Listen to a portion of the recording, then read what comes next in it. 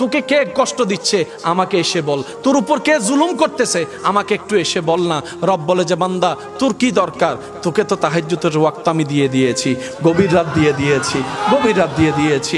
দিনের বেলায় নামাজটা পড়ে গভীর রাতে এসে আমি রবের সাথে প্রেমের কথা একটু বল না, একটু প্রেমের কথা বল না। আমি গভীর রাতে তো আমি আল্লাহ ডাকতে থাকি, কার কি সমস্যা আছে বান্দা আমি রবকে একবার বল, আমি রবকে একবার বল, আমি রবকে একবার ডেকে তো দেখ। বান্দারে কে আছস অসুস্থ আমি রবকে জানা, কে আছস অভাবী আমি রবকে জানা, কার কি সমস্যা আমি রব তোদের কথা শুনবো। রব ডাকতে থাকে, রব ডাকতে থাকে, আপনি আমি ঘুমাইতেই থাকি, ঘুমাইতেই থাকি, ঘুমাইতেই থাকি। রব ডাকতে থাকে অভাবী কে আছো আমার কাছে আসো।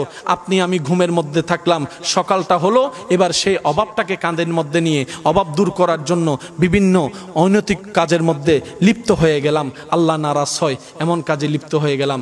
রব বলে যে একটু অপেক্ষা